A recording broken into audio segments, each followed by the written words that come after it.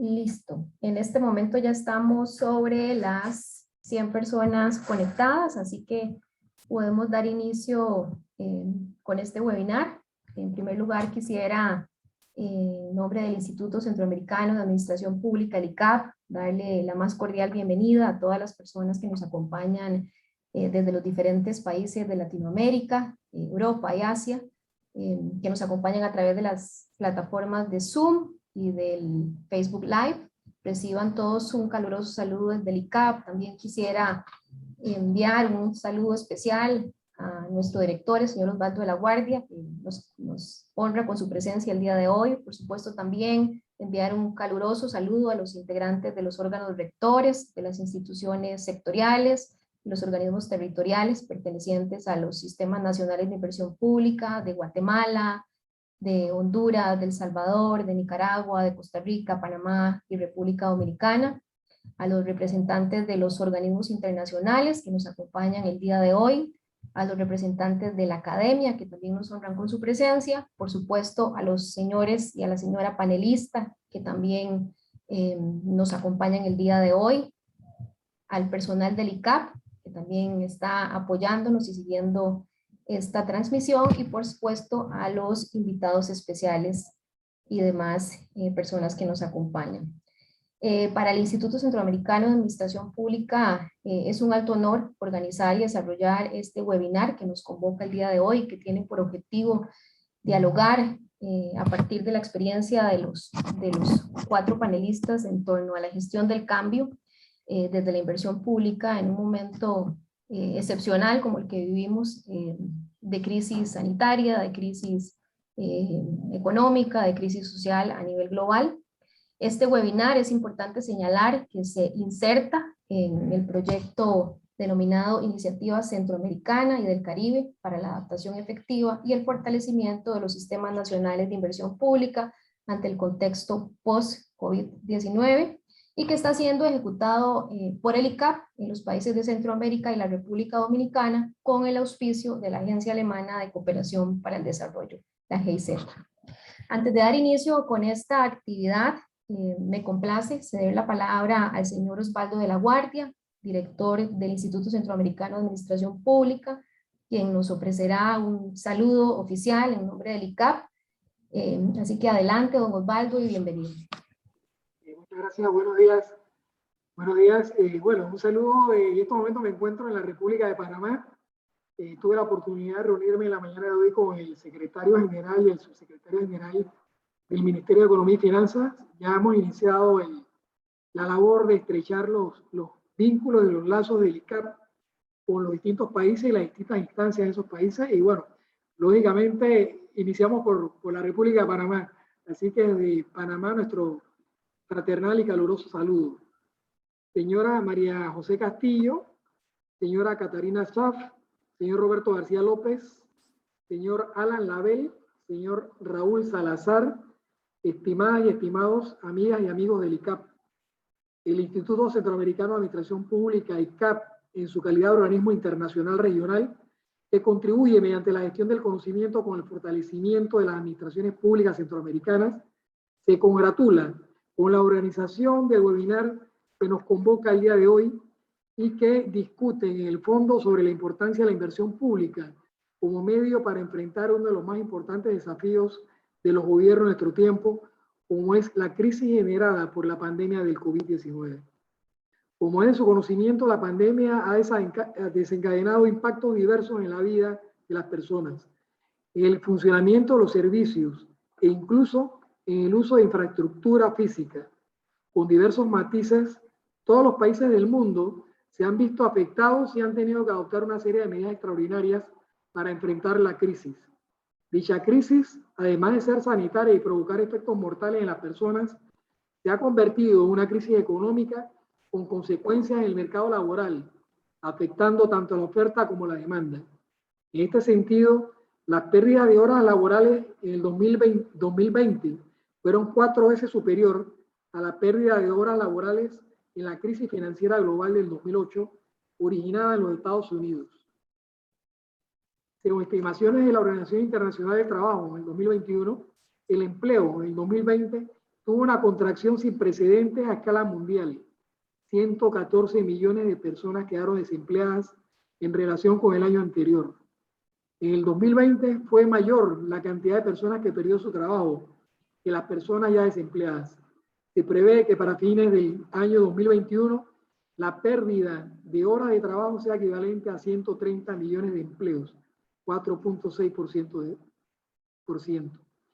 La crisis sanitaria, de trabajo, económica y social desencadenada por la pandemia del COVID-19 ha impulsado a los estados a adaptarse para socorrer la economía a través de subsidios a la población vulnerable, apoyo financiero a pequeñas y medianas empresas, facilidades de financiación, negociación de deudas a distintos rubros e impulso en la inversión pública. En este contexto, los sistemas nacionales de inversión pública surgen como un ente precursor de decisiones que pueden favorecer la recuperación económica post-pandemia. El tener injerencia directa en la formulación y evaluación de proyectos de inversión pública, lo que hace posible vislumbrar posibilidades de recuperación económica a través de una inversión pública resiliente, sostenible y priorizada. La COVID-19 plantea una situación no conocida respecto a los impactos que generan y cuyos daños y pérdidas aún no terminan por evidenciarse. El riesgo sistémico con la variable COVID-19 se vuelve más complejo de gestionar y con ello al advenimiento del cambio organizacional para adaptarse a la nueva normalidad comienza a ser una práctica en nuestras instituciones. En este contexto, vemos que el mundo entero, en un cambio permanente, es necesaria la adaptación resiliente y sobre todo es fundamental gestionar el cambio. Entonces resulta decisivo considerar el modelo de teoría del cambio denominado gestión del cambio organizacional, porque mientras mayor sea la brecha entre la situación actual y la situación deseada, se hace más importante gestionar el cambio. En definitiva, la COVID-19 ha puesto a prueba la capacidad de los países para gestionar el riesgo y adaptarse a la nueva normalidad. El mundo cambió y no volverá a ser el mismo. Ante esta situación, la aplicación práctica de la teoría del cambio proporciona un enfoque prospectivo a las instituciones nacionales y ofrece posibilidades para liderar con éxito las transiciones de las instituciones. Dicho lo anterior, este webinar tiene como propósito fundamental proporcionar un panorama general de la situación actual que tiene la institucionalidad relacionada a la inversión pública y a partir de un enfoque crítico determinar la situación deseada al considerar medidas que impulsen a los sistemas nacionales de inversión pública a gestionar el cambio organizacional en un contexto de riesgo sistémico y cambio climático en tiempos de COVID-19. Muchas gracias y muchos éxitos. Gracias. Muchas gracias, don Osvaldo, por sus palabras y de antemano le disculpamos, pues sabemos que tiene una agenda comprometida en la ciudad de Panamá, así que muchas gracias y buenos días para ustedes hasta Panamá. Muchas gracias. Para iniciar con este webinar, quisiera de manera muy rápida señalar que el objetivo fundamental de la actividad es básicamente, por un lado, como lo decía don Osvaldo, proporcionar un panorama general sobre el estado del arte o la situación de los sistemas nacionales de inversión pública y por otra parte, realizar un ejercicio que nos permita identificar cuáles son esas oportunidades y esos desafíos que enfrentan los sistemas nacionales de inversión pública para posicionarlos como entes catalizadores de la reactivación económica, del desarrollo y del crecimiento. Desde luego, incorporando en los sistemas de inversión pública el enfoque de la gestión de riesgos de desastres en el ciclo de vida de los proyectos, tomando en cuenta también, como lo decía don Osvaldo, un contexto de riesgo sistémico por los efectos de la pandemia por la COVID-19, así como los efectos del cambio climático. Y para contribuir con esta discusión, realmente contamos con un panel de altísimo nivel y de manera anticipada agradecemos a los 4 panelistas que nos acompañan el día de hoy. Así que me permito darle la bienvenida en primer lugar a don Roberto García. Buenos días, don Roberto, bienvenido y muchas gracias por acompañarnos. También quisiera darle la bienvenida a la señora Catarina Schaff. Bienvenida, Catarina, buenos días y qué gusto saludarle nuevamente. También al señor Raúl Salazar, no sé si ya se nos incorporó don Raúl, si no, sobre el camino se incorporará, pero también le extendemos el saludo a don Raúl Salazar, que nos acompañará en este webinar.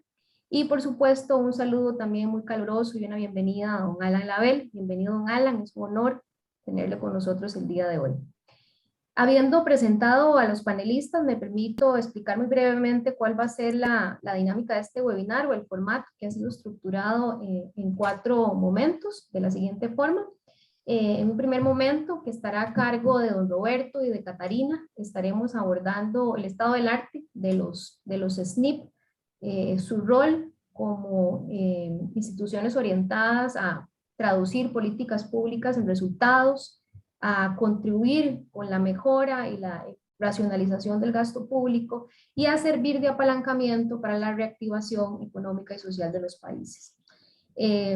Catarina, a partir de su experiencia, nos proporcionará algunas reflexiones en torno a la gestión del cambio de la institucionalidad vinculada con la inversión pública. Don Roberto, a partir de su amplia experiencia, abordará el tema de gestión para resultados como un instrumento necesario y eficiente para los sistemas de inversión pública. Y posteriormente pasaríamos a la segunda sección, que estaría a cargo de don Raúl Salazar, en donde analizaríamos los posibles desafíos que enfrentará la inversión pública en un contexto de riesgo sistémico, y de ahí la importancia de fortalecer los sistemas de inversión pública, incorporando los fundamentos de gestión de riesgo en todo el ciclo de inversión pública. Y para el cierre de las exposiciones tendríamos la participación del señor Alan Label, que básicamente contribuiría con algunas lecciones aprendidas que se desprenden de la reciente crisis por la COVID, las transformaciones que ha significado la crisis sanitaria y cómo ha derivado en muchas modificaciones en nuestros estilos de vida y en cómo concebíamos la vida, que representan además una oportunidad para tratar de impulsar un nuevo paradigma de desarrollo. Y finalmente cerraríamos con un espacio de preguntas. Tenemos un equipo a cargo de recoger y sistematizar las preguntas que nos envíe el auditorio para tener un cierre de aproximadamente 15 minutos con los panelistas. Aprovechamos además para invitar a quienes nos acompañan en este webinar a enviar sus preguntas, sea a través del Facebook o a través de la sección preguntas y respuestas de Zoom, pues como les decía, tendremos un equipo recopilando las consultas y observaciones que ustedes nos realicen. No omito indicar que por un asunto de controlar la extensión de la webinar, cada panelista tendrá un tiempo aproximado de 15 a 20 minutos para realizar su disertación. Tendré la no muy grata tarea de sacarles la bandera amarilla cuando ya estemos sobre el tiempo. Así que sin más, damos inicio a este webinar. Entiendo que ya se nos unió don Raúl. Don Raúl, bienvenido. Ya extendimos los saludos, el agradecimiento por acompañarnos y pues damos inicio con este webinar, con la primera disertación a cargo del señor Roberto García, a quien me permito presentar de manera preliminar. Don Roberto posee una maestría en Economía de la Universidad de Buenos Aires, posee un posgrado en Descentralización Fiscal de la Universidad de Harvard y un posgrado de Finanzas Internacionales de la Universidad de Tokio en Japón.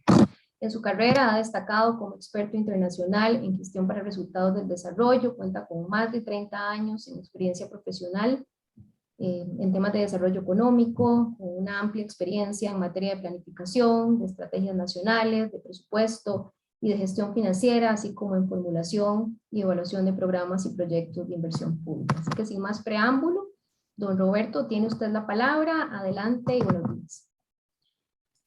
Bueno, buenos días o buenas tardes, depende de donde nos encontremos en este momento. Diego, si me ayudas con la presentación del PowerPoint y la ponemos en pantalla, por favor. Básicamente lo que voy a hacer es una corta presentación en 2 partes. En la primera, muy brevemente, comentarles la capacidad que tiene el instrumento de gestión por resultados, para ayudarnos a recuperar los SNP y sobre todo fortalecerlos post-COVID. Y después presentarles a ustedes algunas ideas sobre cómo podemos implementar estos cambios y desafíos. Pasamos a la próxima, por favor. Básicamente, ¿qué es la gestión para resultados del desarrollo? Bueno, acá ven ustedes una definición. Es una estrategia de gestión que orienta la acción de los servidores públicos, actores públicos, para generar el mayor valor público, mayor valor público. Este es el resultado que buscamos.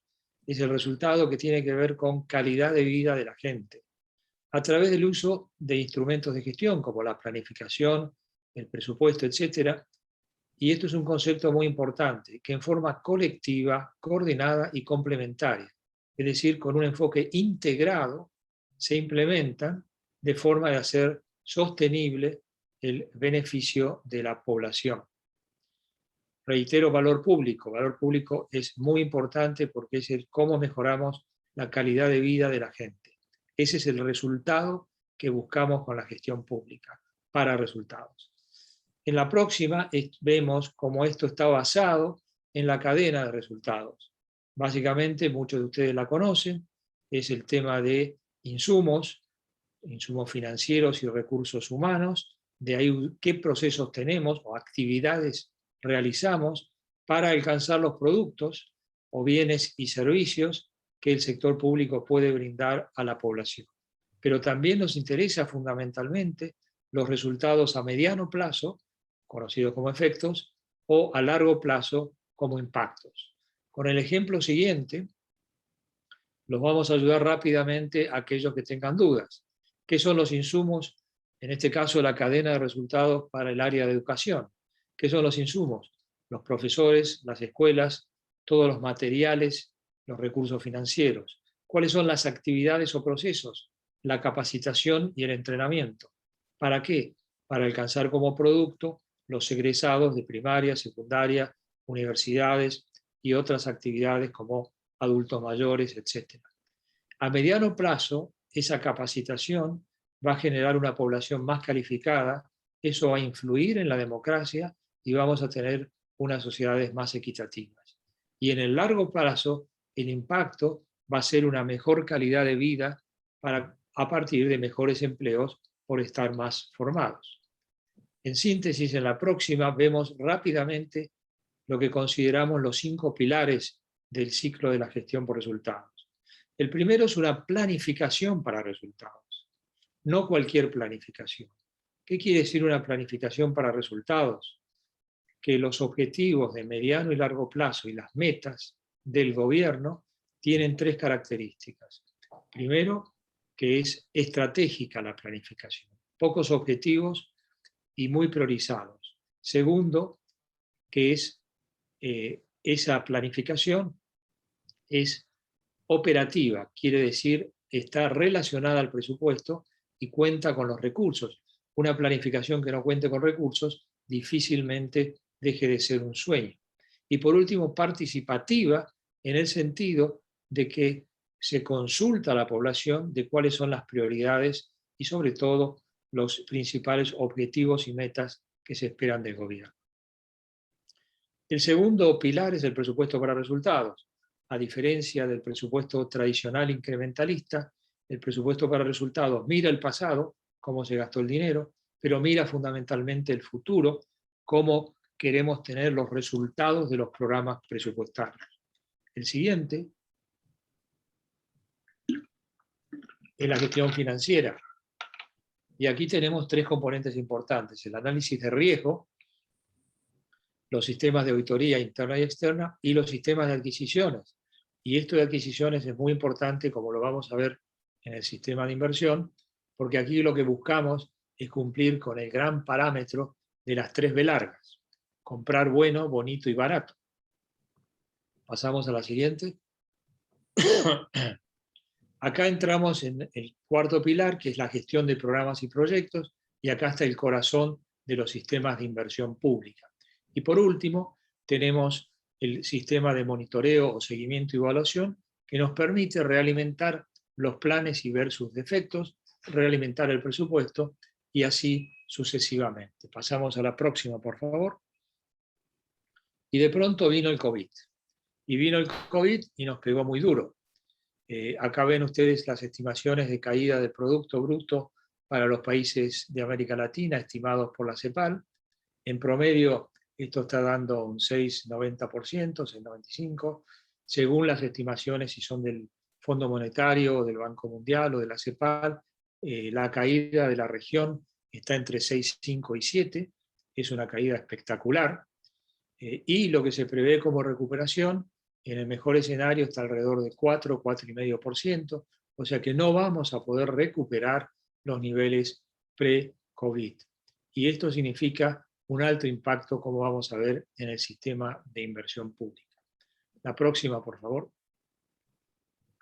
¿Cómo impactó entonces en este contexto en la inversión pública? Primero, al tener una fuerte caída de los ingresos tributarios y aumento de los gastos corrientes, nos quedamos sin recursos o con pocos recursos para la inversión pública. Y esto tuvo un impacto directo en los niveles de inversión. También aumentó el endeudamiento, por lo tanto, parte de la capacidad de repago de gestión financiera se fue a pagar más deuda, y también se esperaba que la inversión externa directa tuviera un efecto compensatorio, pero también cayó. Esto nos lleva a que el 2020 para América Latina es la peor crisis que se tenga memoria, desde la contracción económica del mundo desarrollado, y en el mundo desarrollado, perdón, y que se redujo, como acabo de mencionar, entre 6,5% y 7%, con una caída de la inversión pública en torno al 20-22%. ¿Cómo impactó directamente esto en la inversión pública? Muchos proyectos de PIPs, o sea, proyectos de inversión pública que se empezaban a iniciar en este periodo, fueron postergados, y otros que ya se habían iniciado, debido a los lockdowns que muchos países tuvieron, que afectó la disponibilidad de mano de obra, se nos cayó, sobre todo en la construcción, se nos postergaron y se demoraron aquellos proyectos que ya se habían iniciado. La próxima.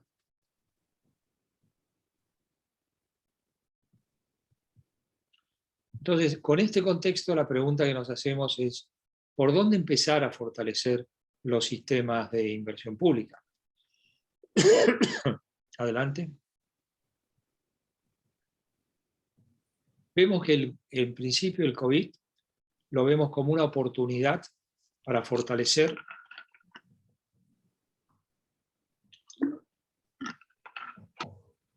tanto los nuevos desafíos como algunos desafíos existentes que teníamos.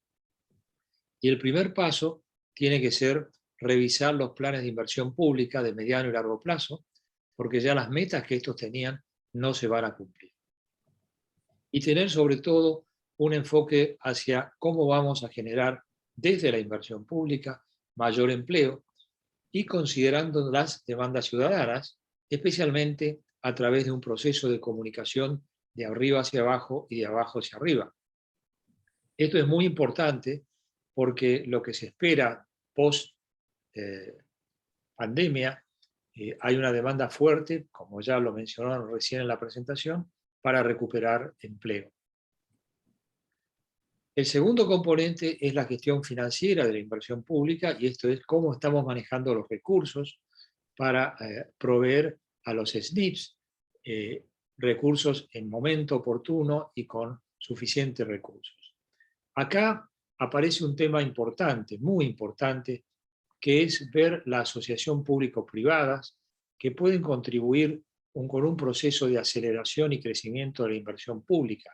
Es decir, traer inversión pública, traer inversión privada a completar la inversión pública.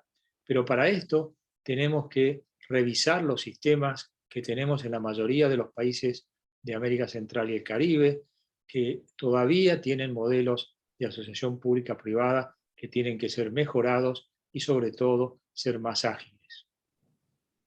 Lo segundo es contar con un fondo de desastres, un fondo para desastres naturales que ya esté planeado, que tenga unos recursos suficientes y que anualmente esté disponible para de esa forma atender rápidamente los problemas de los desastres y no tener que hacer aprobación de leyes, ir al Congreso, etc. El próximo. Disponer de los recursos oportunamente para los proyectos de inversión pública. Esto es muy importante, porque un estudio reciente que hizo el BID sobre calidad del gasto muestra que debido a las demoras, sobre todo a los principios de los años, de los recursos, esto genera un sobrecosto o un costo adicional del 10,5%, que es equivalente a casi medio punto del producto regional. Si a esto agregamos, próximo,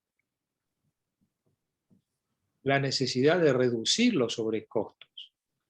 La mayoría de los proyectos de inversión pública de infraestructura tienen un sobrecosto estudiado en este estudio del Banco Interamericano del orden del 48%. Es decir, entre lo que se esperaba alcanzar como costo inicial y costo final, se supera en un 48%. Sin embargo, los proyectos de infraestructura financiados por los bancos multilaterales de desarrollo, ese sobrecosto baja al 17 o 22%. Esto significa que podríamos generar un ahorro de 0,65% del PIB regional. Si a esto le sumamos el 0,5 anterior, estamos por encima de un punto del producto que ahorraríamos para destinarlo a la inversión pública. Esto significa, en términos de la inversión histórica reciente, que estuvo alrededor de 1,5 del PBI, una capacidad de ahorro o de recursos de más del 30%. 30% de recursos para inversión pública. La próxima. Dentro del fortalecimiento de los SNPs, algunas sugerencias para fortalecer tanto la evaluación ex ante como después vamos a ver la evaluación ex post.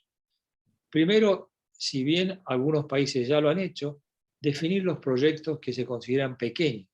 ¿Cuál es el tamaño de aquellos proyectos que pueden quedar excluidos de una evaluación ex ante? ¿Por qué es esto? Porque algunos países, todo proyecto nuevo de inversión tiene que tener una evaluación ex ante. Esto genera una saturación de los SNPs y una consecuente demora en la aprobación y lentitud. Y esto genera un conflicto con el decisor político que dice, no voy a mandar el proyecto al SNP porque tarda un año en salir. Así que ahí se genera un conflicto entre el decisor político y una buena evaluación técnica. Entonces, definir aquellos proyectos que son muy pequeños y que pueden quedar exentos de la evaluación ex ante. También si esos proyectos son nuevos, necesitan la evaluación ex ante, o ampliaciones o mantenimiento, donde el estudio ex ante puede estar muy simplificado y ser mucho más rápido y ágil. Todo esto hay que mejorar también el sistema de transparencia, dándole a la población la oportunidad de conocer los resultados de las evaluaciones ex ante previo a su incorporación a los presupuestos y al inicio de la ejecución. Y también contar con procesos de consulta que permitan identificar las prioridades de la ciudadanía para incorporarlas en la priorización de los proyectos ex ante. También tenemos un buen espacio en los SNPs hoy para fortalecer los sistemas de información, hacerlos mucho más ágiles y mucho más dinámicos a través de la incorporación de nuevas tecnologías informáticas hoy disponibles y de bajo costo. También en términos de la evaluación ex ante, quiero incorporar, pero le voy a dejar a los próximos panelistas avanzar más en el detalle, la importancia de incorporar el riesgo de desastres naturales, la prevención y la gestión de desastres naturales en la evaluación ex ante de proyectos. Normalmente la evaluación técnica, o la evaluación de ingeniería, siempre se hace, la financiera. Avanzamos bastante en la evaluación social, con el impacto social, los precios sombra, la tasa interna de retorno social, pero hemos avanzado relativamente poco en la evaluación de la prevención de desastres. Y esto tiene un impacto muy importante, de mayor a menor, en estos tres niveles. Uno, que puede generar pérdidas de vidas humanas por las catástrofes, inundaciones, terremotos, etc. Segundo, que no haya pérdida de vidas humanas, porque hay evacuación o hay actividades previstas, pero afecta a la destrucción de bienes directos de familia, vivienda, agua, etc. Y tercero, un nivel menor, pero que también impacta, que destruye bienes o servicios indirectos que pegan en la vida de la familia, como las carreteras o las escuelas o otras actividades. Estos dos últimos tienen actividades o se puede prever un costo de recuperación que se incluye y se realimenta en la evaluación ex ante. Pero la pérdida de vidas no tiene recuperación. Si tuviéramos que hacer una evaluación social, yo les preguntaría, ¿cuál precio sombra pondrían ustedes a la vida humana? En mi opinión, la vida humana no debería tener ningún tipo de precio. La vida humana deberíamos rescatarla siempre. Y completando el tema de la evaluación ex ante, los SNP tenemos que fortalecer la evaluación ex post. Un camino para esto es que muchas de las evaluaciones ex post que están financiadas inicialmente en los recursos del proyecto, después se postergan o no se hacen porque siempre el costo final del proyecto supera y los pocos recursos que había para el estudio ex post se gastan en el financiamiento de la inversión. Entonces, un camino para solucionar esto es que exista una cuenta, un fondo, en el SNP directamente o en la Dirección de Presupuesto Nacional, que tenga los recursos para financiar los estudios ex post y sacar el estudio ex post del costo inicial o de los costos originales de los proyectos de inversión pública. De esta forma nos aseguramos aumentar la capacidad de evaluación ex post de los proyectos de inversión pública.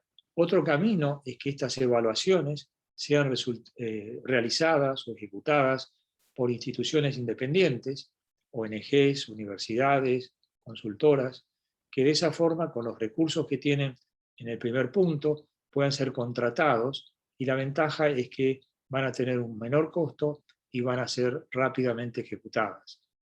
Adicionalmente, esto nos ahorra tener muchos recursos humanos en los SNPs. Y por último, incorporar los resultados de las evaluaciones ex post. Ya dijimos que son pocos las evaluaciones ex post, pero mucho menor es la incorporación de esos resultados para mejorar los estudios ex ante y tener mejores estudios hacia el futuro. Don Roberto, perdón, estamos ya sobre el tiempo, nos quedan como 2 minutitos. Me sobra uno. Pero para esto, para implementar todo esto, necesitamos incentivos. Y los incentivos son, en este mundo de los SNPs, recursos financieros. Recursos financieros para que los buenos proyectos tengan más recursos hacia el futuro, o las áreas que generaron esos proyectos. Y también haya un mecanismo de incentivos para mejorar las evaluaciones o premios a las evaluaciones. De esta forma, les agradezco la atención y muchísimas gracias.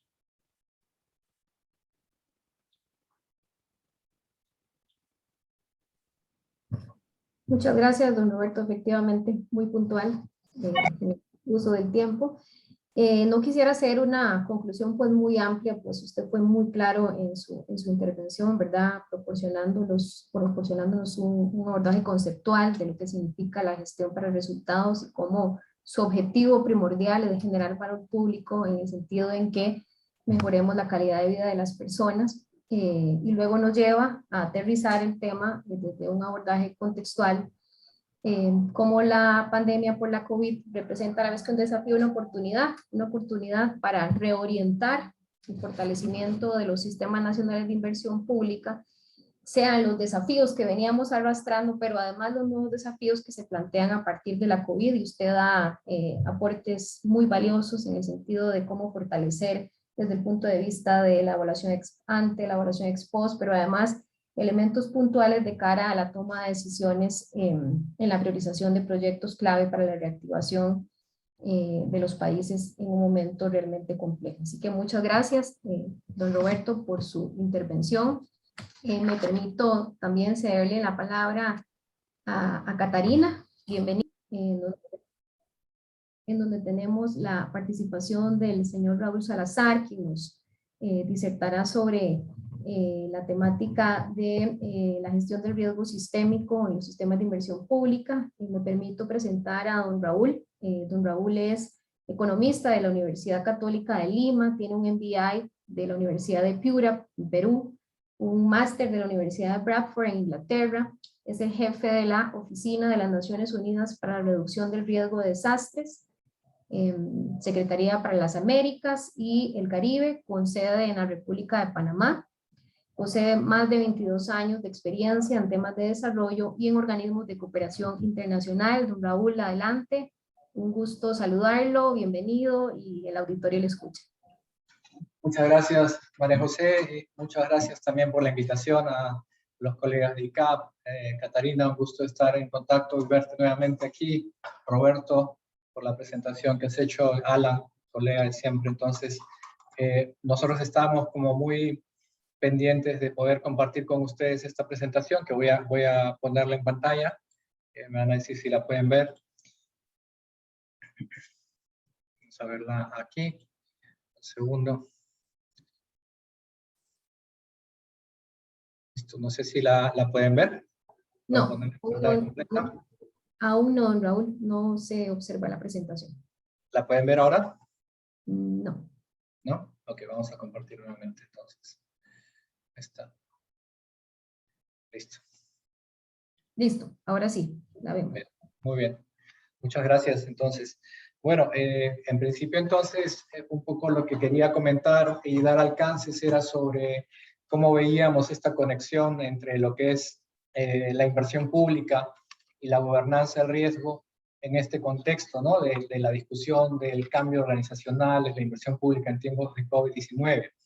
Quizás algunos de los alcances que podríamos dar los voy a hacer también en base a un estudio que hemos estado desarrollando y que estamos próximos a presentar, que es el Informe Regional sobre Riesgos, que nos permite dar una visión del estado de avances, las perspectivas, el impacto que ha tenido COVID-19 en esta región en relación a lo que había sido también un proceso en marcha, que era la implementación del marco de Sendai, que es un marco que se adoptó en el año 2015 por todos los países, 184 países que estuvieron presentes, donde se da un compromiso por avanzar en 4 prioridades y 7 metas destinadas a la reducción de riesgo de desastres.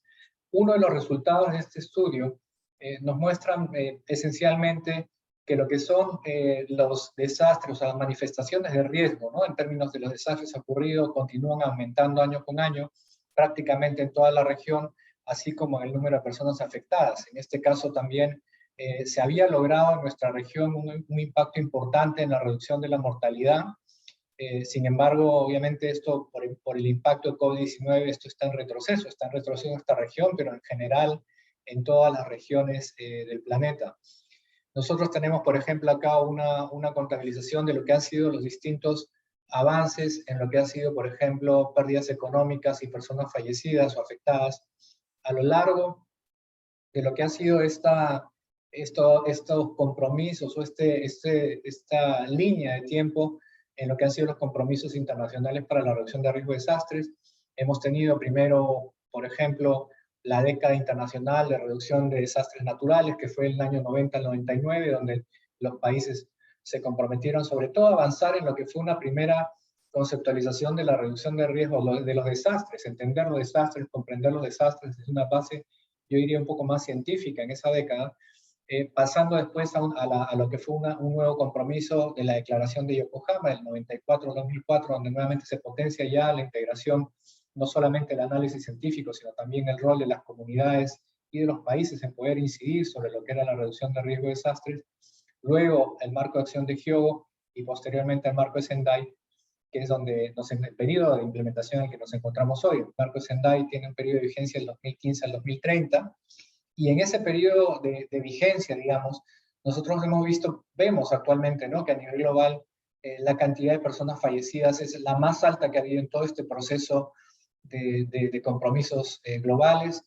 es donde se han dado las mayores cantidades de pérdidas económicas directas, que son las que estamos graficando aquí, pero esencialmente, como vemos, producto de la pandemia.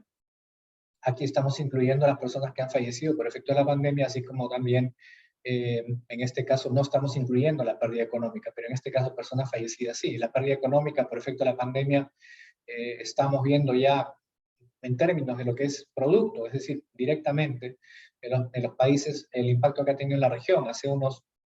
Lo mencionaba hace un momento Roberto, ¿no? El impacto regional que había tenido la pandemia, que una estimación que hacía la CEPAL en noviembre del 2020 era alrededor del 9 al 10% del producto regional, con diferencias por país, digamos, ¿no? Hay países que han ido mucho más por debajo de la caída de producto que este promedio, y en el caso del Caribe un promedio de alrededor del 6% de caída de producto, directamente, ¿no? Y en este caso sin considerar las ramificaciones indirectas, por ejemplo, producto de lo que se sigue afectando por efectos del turismo.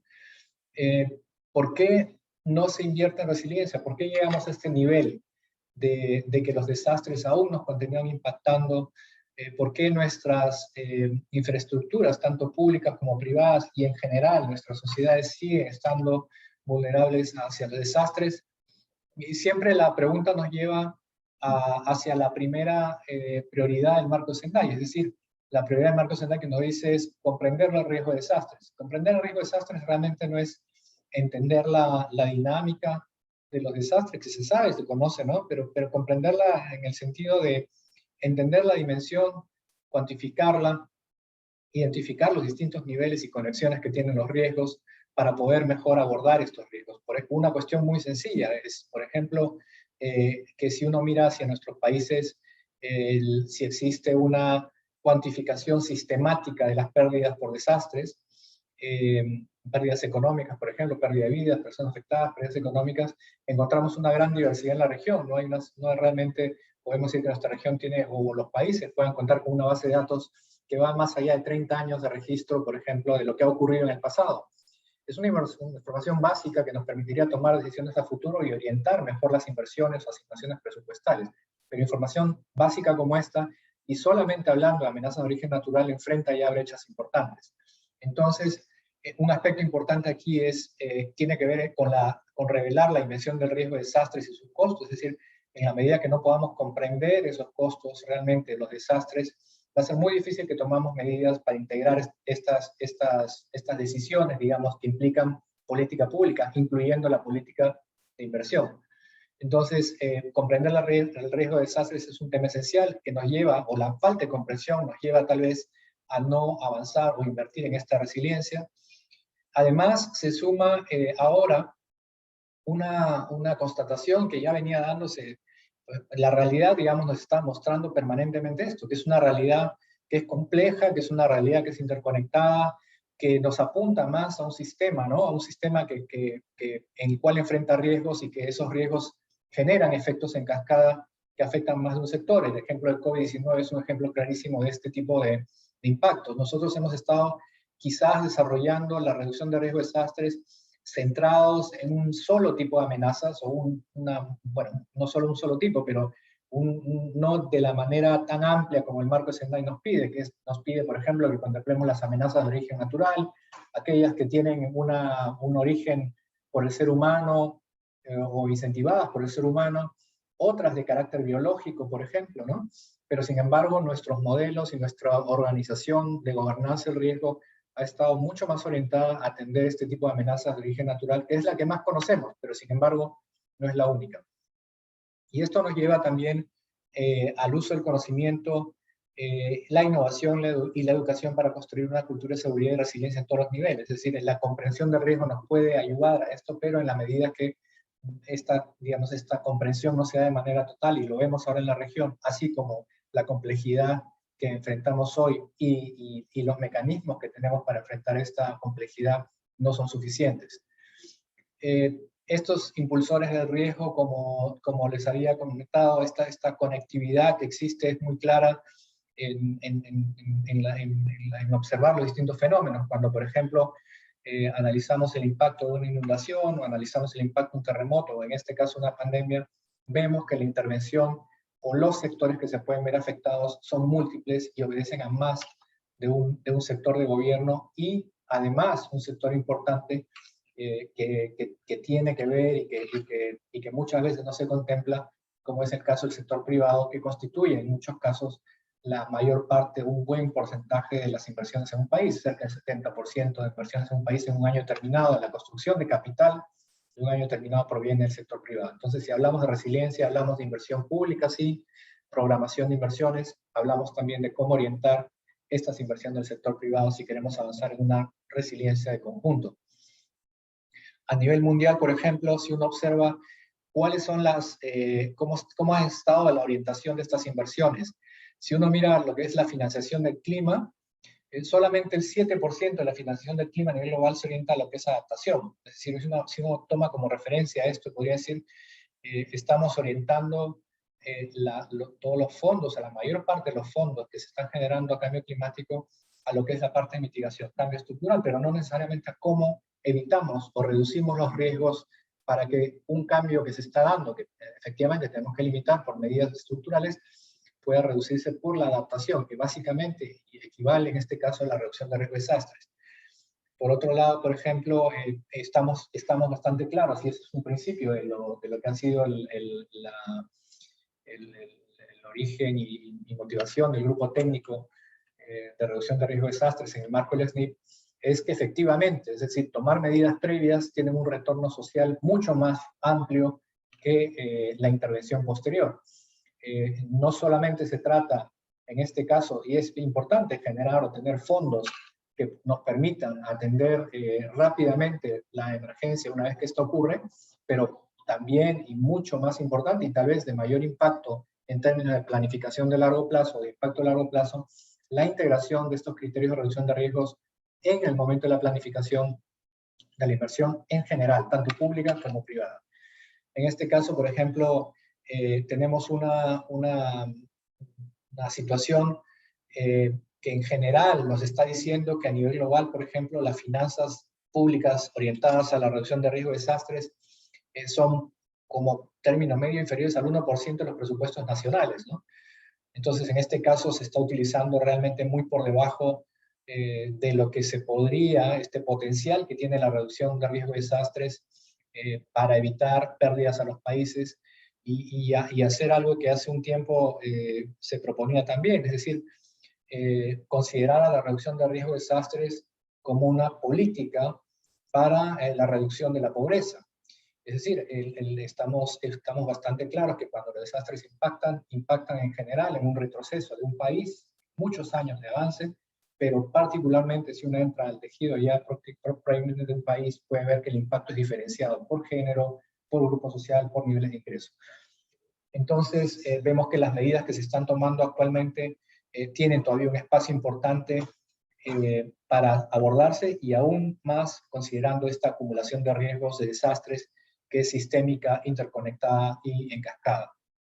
Solamente para darles una muestra de lo que estaba diciendo en términos de cómo nos estamos todavía orientando y cómo es el espacio que nos queda todavía por cubrir para orientar la financiación de reducción de riesgo de desastres. Este es más o menos un gráfico que nos permite ver hacia el lado derecho, por ejemplo, tanto en la parte pública como en la parte privada, cómo se orientan los fondos de financiación orientados a desastres, ¿no? Y vemos hacia la derecha una gran cantidad de mecanismos de financiamiento que están principal y eminentemente orientados a la situación post-desastre. Los CADIDIOs, los bonos, los créditos contingentes y seguros paramétricos, que han desarrollado mucho y son claves e importantes en apoyar a un país en la eventualidad de un desastre. Pero sin embargo, si vemos hacia el lado izquierdo, los mecanismos que existen para la reducción de riesgo de desastres, vemos que todavía estos son bastante limitados. Y en este caso aún todavía estamos viendo, por ejemplo, que iniciativas como la del grupo del SNIP para reducción de riesgo de desastres y cambio climático es central justamente para orientar los recursos de los propios gobiernos hacia esta reducción de riesgo de desastres, que es, como les digo nuevamente, una parte de la balanza que aún requiere mecanismos innovadores, requiere mecanismos que por la escala permitan realmente avanzar hacia esta construcción de resiliencia. Nosotros, por ejemplo, veíamos, basados en el estudio que les mencionaba hace un momento sobre el informe regional sobre riesgos, que existía de este estudio que forma parte que es un estudio del BID que forma parte del informe, se hacía la valoración de la asignación, por ejemplo, de responsabilidades sectoriales versus la asignación de recursos, ¿no? Entonces veíamos, por ejemplo, que en muchos casos la responsabilidad sectorial existe para la reducción de riesgo de desastres, más no así la asignación de recursos sectoriales. Entonces ahí vemos que todavía existe el desbalance. Si ya existe un SNIP por el cual pasan todos los proyectos, existen también mecanismos sectoriales que tienen que ser integrados y pueden incorporar todavía y tienen un espacio importante para integrar la reducción de riesgo de desastres en su planificación sectorial. En este caso, es importante entonces que la dimensión de la reducción de riesgos que nos pide el marco de Sendai sea comprendida en toda su dimensión, no solamente nuevamente centrada en las amenazas de origen natural, sino comprender también este otro tipo de amenazas que son de carácter interconectado y más amplio y que llevan quizás a un análisis de integración mucho más fuerte entre sectores. Por ejemplo, es una propuesta de una consultoría que venimos desarrollando actualmente sobre las recomendaciones para la inversión pública en el proceso de implementación del marco de Sendai, y que nos llevan, por ejemplo, a la gran interrelación que tendría que existir entre lo que son las estadísticas sociales y económicas ambientales, las estadísticas de inversión, finanzas y planeación, con las estadísticas e indicadores de riesgos y gestión de riesgo de desastres. Esta conexión a información es la que permite justamente llevar al conocimiento de riesgo que les mencionaba al inicio a la formulación de estas políticas, en este caso particularmente centradas en la inversión pública. Para terminar entonces, solamente algunos mensajes claves. La sensibilización sobre la inversión. Es importante señalar que aún existe un desbalance importante entre lo que es la asignación, en este caso, de lo que son las finanzas. Mucho de lo que es la finanza, por ejemplo, en este caso, internacionales hacia el desarrollo, están muy orientadas hacia la respuesta, poco a la reconstrucción y aún menos en la reducción de riesgo de desastres. Esta misma asignación también podemos percibirla en lo que es la asignación presupuestal a nivel de los gobiernos. Como les decía, a nivel global, menos de un 1% de los presupuestos públicos se orientan a la reducción de riesgo de desastres. Y en este caso también es importante considerar que es parte de un elemento importante de este balance que existe en la asignación de recursos. Se refiere también a una perspectiva de corto plazo y a la falta de prioridad de los riesgos de desastre básicamente como el obstáculo central para la orientación de estas inversiones. Es decir, políticamente la reducción de riesgo de desastre sigue siendo poco visible, sin embargo es visible cuando ocurre el desastre. Entonces la orientación principal de los recursos se da en la emergencia, la atención de la población afectada, que tiene que darse, pero que tendría o podría tener un impacto mucho mayor si esto se orientase a la prevención o al proceso de planificación. Nuevamente, la naturaleza sistémica y efectos en cascada tiene impactos sociales, ambientales, políticos y económicos que nos llevan a la necesidad de mejorar la comprensión del riesgo y el fortalecimiento de una gobernanza multisectorial de riesgo. Y en ese sentido, lo que estaba mencionando Catarina, del espacio que genera el grupo técnico en el marco del SNIP, es un espacio importante para justamente generar abordar estos problemas de manera multisectorial. Lo mismo lo que se refiere a la colaboración entre los sectores de gobierno, agencias de cooperación internacional, la ciencia y tecnología, sector privado, sociedad civil, y aprovechar los conocimientos para romper estos hilos con alianzas público-privadas. La complejidad de los riesgos así lo requiere. Si nosotros queremos abordar una realidad que es la que nos está pegando, digamos que está interconectada, tenemos que tener mecanismos de gobernanza que también lo justifican así, y creo que el mecanismo del SNIP, del grupo técnico del SNIP, es un espacio importante que está mostrando prácticas en esa línea. En este caso, creo que también el llamar o contar con estos equipos multidisciplinarios con distintas o diferentes áreas de experticia en la evaluación de proyectos de inversión pública es central. En este caso también incorporar no solamente lo que estamos considerando como efectos de cambio climático, origen geológico, sino también ahora estamos viendo aquellos tipos de desastres que el marco de Sendai también nos llama a abordar, como los desastres de origen biológico o aquellos originados por el hombre, y para ello también el contar con la información o bases de datos o la evidencia para la toma de decisiones es central para la planificación, la implementación, el monitoreo y la evaluación. Finalmente, creo que es importante señalar que esto nos lleva a pensar en y esto también lo planteamos en el informe regional, en esta especie de nuevo contrato social sobre la inversión en resiliencia ante los desastres, ¿no? Que establezca responsabilidades entre los gobiernos nacionales, los organismos de financiación y el sector privado para gestionar esas externalidades que se generan por efecto de los desastres y que involucran, como les decía hace un momento, más de un sector.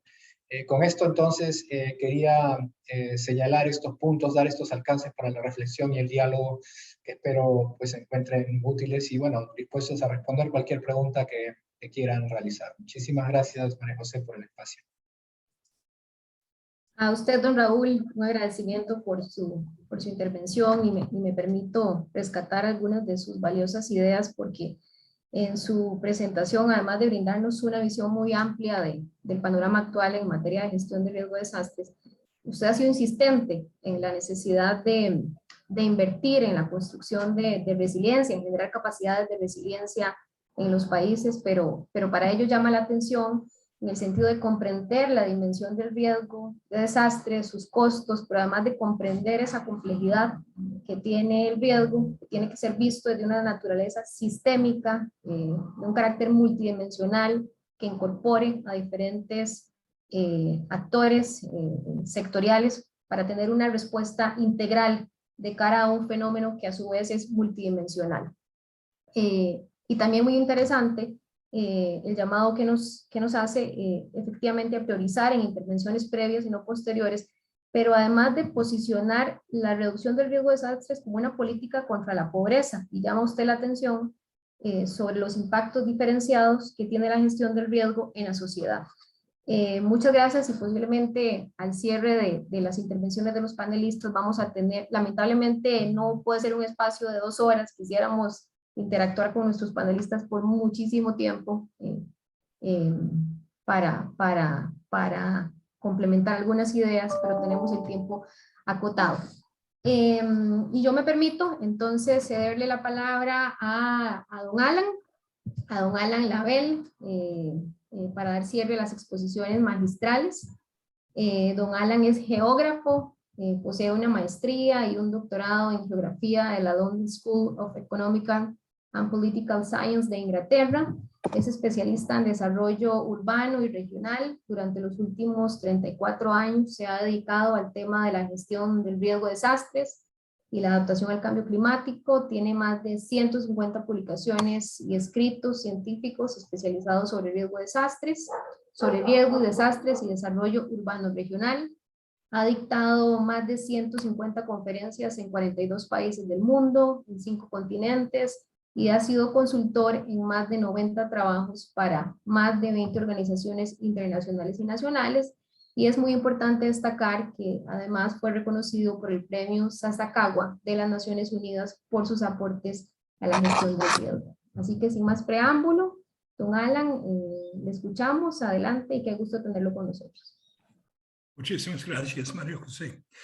Me estoy dando cuenta que me levanté con un poco de gripe, creo. Y así espero que mi voz se mantenga.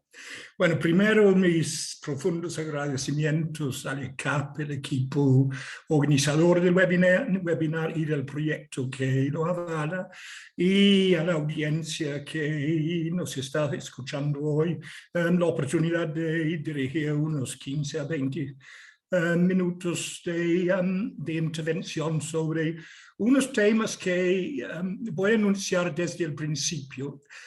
No son necesariamente directamente referentes a la inversión pública, los SNIP, pero lo son porque se relacionan de una forma directa e indirecta.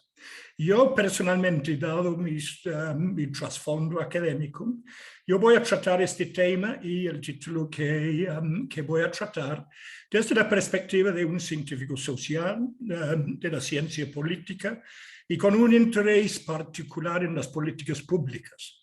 Y esto lo menciono porque desde el principio hay que darse cuenta, y este es abierto a cierta cierto afinamiento como concepto, que los sistemas de inversión pública, la inversión pública, son organismos e instrumentos de la política pública, o sea, funcionan en función de lo dirigido o direccionado por la política pública del día.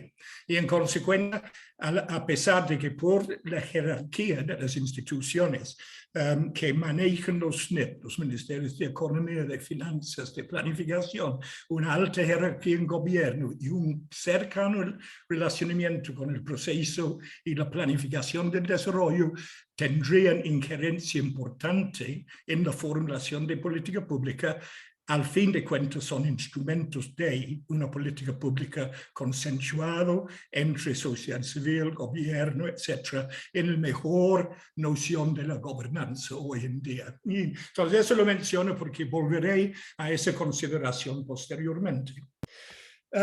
Tal vez antes de comenzar, vale desagregar un poco o detallar un poco el título mismo de la intervención, en lo cual hay dos aspectos fundamentales: lecciones referidos a lo que estamos sufriendo hoy en día aún con la pandemia como el último gran desastre y catástrofe que la humanidad ha enfrentado, y con referencia al concepto de nuevos paradigmas, con la palabra paradigma de forma más importante. Y con esto agradezco mucho a Raúl ahora últimamente y Caterina en particular por la relación con innovación, con paradigmas, con innovación y la información que Raúl ha proporcionado como un trasfondo para varias cosas que yo trataré de una forma más genérica, pero que sirven como insumos importantes en eso. Entonces, cuando hablamos de lecciones, ¿de qué estamos hablando? Cubre una serie de consideraciones. Primero, el surgimiento del virus mismo y su proceso de diseminación, difusión mundialmente, internacionalmente y después nacionalmente entre regiones, poblaciones, centros urbanos, etc.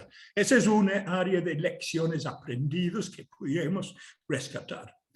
Lo otro es sobre su impacto en los dos planos conocidos, lo sanitario y lo que significa en términos de la oferta de servicios públicos de salud, etc. Y por la otra parte, el impacto, efecto económico, social, política, cultural y transformacional, en el sentido que llama la atención a grandes fallos en nuestras organizaciones y existencias hoy en día. Entonces, desde la perspectiva de conocimiento, eso sería más o menos lo que se podía cubrir. Y desde la perspectiva de conocimiento por el lado de la gobernanza, sería primero la operacionalidad y la forma de operacionalizar el éxito, el fracaso, la necesidad de imaginación, de innovación sobre la marcha en cuanto a sistemas de gobernanza, institucionalidades, relaciones, coordinaciones, en cuanto a la respuesta inmediata, que desafortunadamente aún estamos metidos con la respuesta al desastre y no a la recuperación, y volveré a eso posteriormente.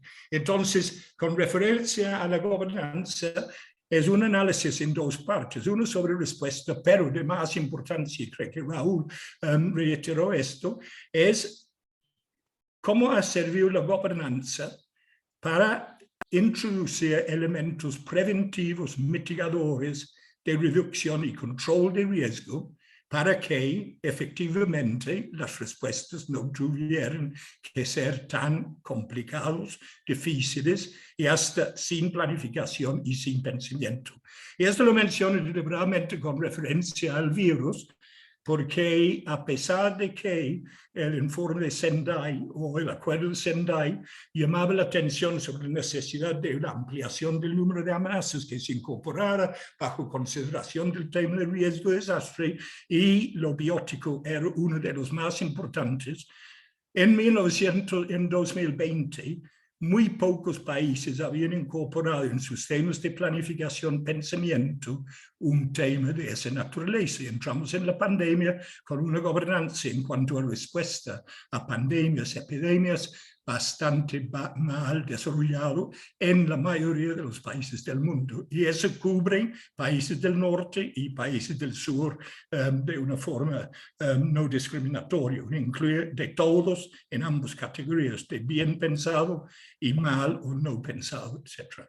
Entonces, con esto de lecciones, entonces, lecciones sobre proceso de construcción, proceso de causalidad, por qué las cosas suceden como así, y lecciones sobre la respuesta de la sociedad a través de la gobernanza construida para enfrentar el problema.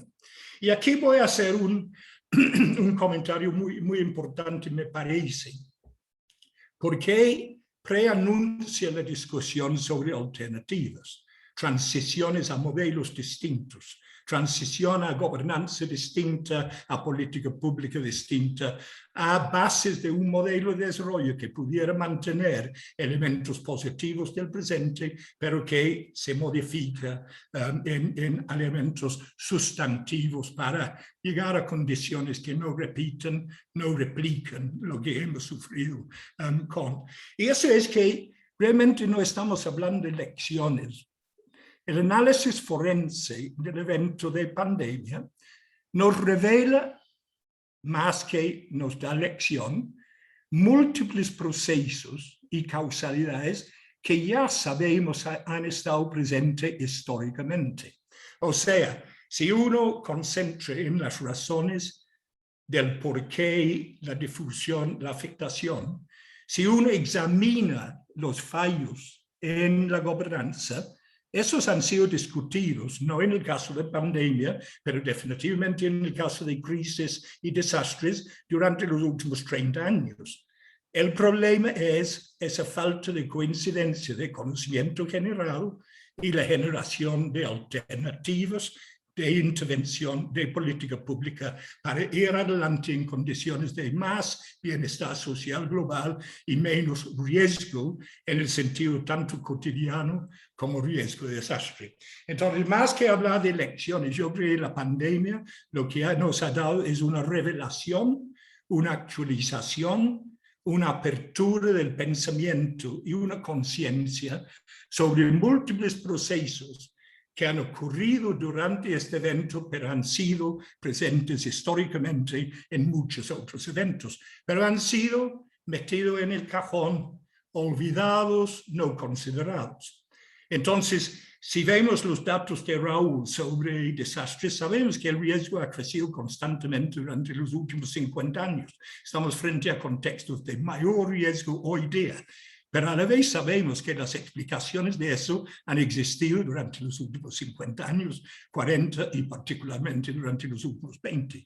Hay un gran desfase entre conocimiento científico, entendimiento del proceso y su traslado a la política pública y la transformación en modelos, estilos de desarrollo que enfrentamos.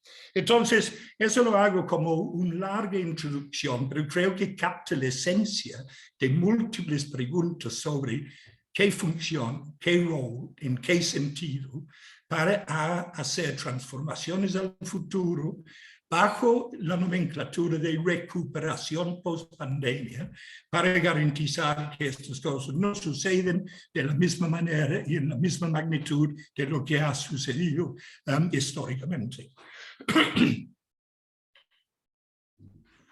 Entonces, moviendo a cosas mucho más precisas o particulares, yo quisiera encasillar mi presentación particular mencionando tres autores que los menciono porque son significativos, pero no son los únicos, que nos permiten abarcar los temas esenciales sobre lecciones o revelaciones asociados con la pandemia durante los últimos 18 meses. El primero es Kenneth Hewitt, quien en 1983 escribió un artículo icónico para los que estudian riesgo de desastre, particularmente con referencia a eventos de la naturaleza, eventos socionaturales, tecnológicos, etc., que se llamaba La idea de calamidad en una edad tecnocrática, que establece las bases de la construcción de lo que hoy en día llamamos una base de construcción social de riesgo. Construcción social de riesgo, a diferencia de construcción física del riesgo, que pudiera estar reflejado en la negación del término desastre natural, cosa que Naciones Unidas ha pedido en todas partes, o en el caso de la pandemia, la negación de la idea de una guerra contra un virus, que hemos escuchado en muchos discursos, y lo sustituiría con la idea de una guerra o una batalla o un conflicto, o lo que quieren, contra la sociedad misma y las formas de actuación que conducen a la construcción de riesgo en la sociedad. Entonces, Hewitt en este escrito, y volveré, comenzó una discusión articulada con base en breves soportes en el rumbo de la construcción social de riesgo. Somos nosotros como sociedad colectiva individualmente que construyen condiciones de riesgo que se convierten en desastre y catástrofe posteriormente. El segundo es James Mitchell, quien en un escrito en 99 que se llamaba Megalópolis, crisoles de amenazas, antecedía la discusión sobre el riesgo sistémico hasta cierto punto, pero hizo un aporte significativo identificando una cosa que ya sabemos mucho, que la transformación de las prácticas de gobierno corren muy detrás del conocimiento científico sobre los procesos y las necesidades de cambiarlos. Entonces, por status quo, por el peso de la historia, las instituciones públicas no evolucionan a la velocidad que deberían frente a desafíos nuevos. Y este mismo tema está tomado por el tercer autor que quisiera mencionar, que es John Kingdon, un profesor de ciencia política en los Estados Unidos, quien en los 90s publicó un libro sobre las ventanas de oportunidad para la transformación de políticas públicas, en que identificó la necesidad de la confluencia de tres aspectos. Uno es el contexto en sí, en este caso sería la pandemia y sus impactos, la política como política y policies o las políticas públicas. Si esos tres no confluyen conjuntamente, la transición a nuevas modalidades de política pública sería muy difícil. Y yo menciono estos porque informan mucho del debate que yo veo existe hoy en día con referencia al tema que estamos manejando. Si volvemos rápidamente a lo que es el aporte de Ken Hewitt y muchos otros autores subsecuentes, y particularmente después de los 90, básicamente lo que está diciendo es que aunque eventos como la pandemia sí sirven para interrumpir notoriamente la cotidianidad de los individuos, romper con los esquemas normales de lo cotidiano, a la vez están construidos sobre la base de esa cotidianidad. O sea, lo que tenemos hoy en día va a determinar qué pasa en el desastre futuro. Y lo que se constituyó y se construyó históricamente es la base de la explicación, tanto del virus porque sale en el zoonosis, asociado con degradación ambiental, urbanización, acercamiento de seres humanos, animales más de la naturaleza, hasta la difusión y diseminación por la rapidez de los procesos de globalización, hasta el impacto particular en individuos particulares por situaciones de pobreza, discriminación, desigualdad, exclusión, marginación. Entonces, esas condiciones existían antes. Lo que el virus hace, o el terremoto, es actualizar ese contexto preexistente. Entonces, sin ir más allá, porque el tiempo es muy reducido, la pandemia y sus efectos fue posible de anunciar antes. Si se hubiera tomado cuenta de la multiplicidad de factores que están involucrados en ello y que ya eran sabidos antes. Pero un punto más importante es esas mismas condiciones, tanto de una que otra cosa, explican por qué un evento como IDA en los Estados Unidos hoy en día o ETA y IOTA en Centroamérica el año pasado impactan particularmente sobre territorios, zonas, personas, empresarios particulares. No es eventual, no es neutro, es socialmente construido como impacto. Y esto es muy importante porque si ha existido en el pasado, existe hoy en día y sigue existiendo en el futuro, esas condiciones que propician impactos discriminatorios contra grupos, individuos, territorios particulares, sucederá otra vez en el futuro si no hay transformación importante en lo que estamos viendo. Con gobernanza, y remitiéndonos al trabajo de Kingdon, esto de políticas, policies, y contextos y situaciones, etc., también sabemos históricamente, y con esto Raúl puede coincidir por la información en el RAR, supimos que los sistemas de gestión de riesgo fallan en muchas cosas desde tiempo atrás. No son acoplados para tratar el tema prospectiva, evitar riesgo a futuro, en lo cual los sistemas de inversión pública han intentado hacer un papel fundamental, garantizando que el riesgo se considera en los proyectos de desarrollo. Sin embargo, también sabemos que no hemos procedido más que una gota hacia la resolución de ese problema de desarrollo informado por riesgo en lugar de ser alimentado por riesgo. Y en consecuencia, la gobernanza ya tenemos la crítica de la estructura, tenemos la crítica de lo sectorializado, de los silos, de muchas cosas. No puedo entrar en detalles porque no hay tiempo. Entonces, tampoco en gobernanza estamos con una nueva interpretación. Estamos hablando de la actualización de una interpretación. Y eso me conduce a la última parte de la intervención en el tiempo disponible. Nuevos paradigmas. Paradigmas en el sentido de Thomas Kuhn, donde por fallos en las premisas básicas, la evidencia sobre los asuntos no corresponde con la explicación dada históricamente. Transformación, cambio, innovación que esté implícito. Entonces, lo que la pandemia ha hecho particularmente en agilizar nuestro conocimiento de hacer aparente y obvio muchas cosas de exclusión, pobreza, desigualdad en particular, temas que han sido en el debate durante muchos años y particularmente después de 2015 con COP, París, Sendai, con las metas de desarrollo, con el nuevo agenda urbana y con dirección de inversión para el desarrollo. Entonces, sabemos que tiene que haber alguna forma de transiciones paradigmáticas en la acción. Y hemos visto crecer muchísimo un tema que existía antes, no es nuevo con la pandemia, es la economía verde, la economía azul, la economía bajo en carbono.